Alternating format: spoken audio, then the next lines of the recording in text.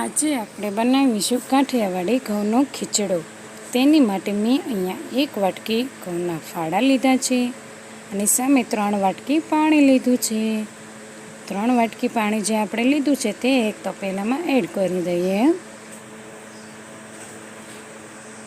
તો આપણે 3 વાટકી પાણી જે થઈ ગયું છે તો આપણે જલ્દીથી ફટાફટ ગેસ ઓન કરી દઈએ.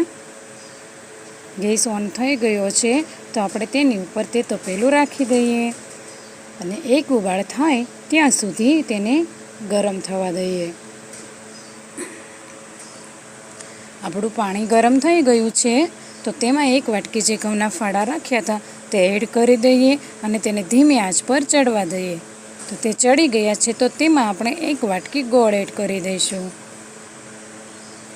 અને તેને સારી રીતે મિક્સ કરી લઈશું. તો તેને ધીમે ધીમે મિક્સ કરતું જવાનું છે જેથી કરીને તે તળિયે ચોંટી ના જાય.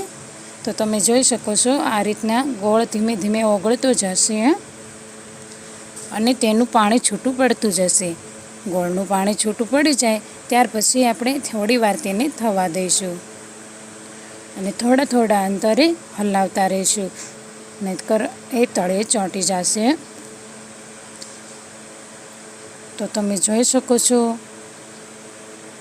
આપણો ખીચડો રેડી થવા આવ્યો છે.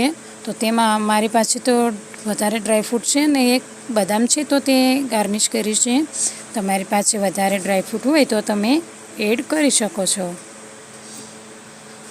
તો તૈયાર છે આપણો ગરમા ગરમ કાઠિયાવાડી ઘઉંનો ખીચડો. તો તેને આપણે એક બાઉલમાં કાઢી લઈશું. બાળકોની તો ફેવરેટ છે પણ તમને બધાને ભાવે છે કે નહીં તમે એકવાર ઘરે ટ્રાય જરૂરથી કરજો. અને થોડી બદામથી ગાર્નિશ કરી લીધો છે આ ખીચડાને. તો તૈયાર છે આપણો ખીચડો.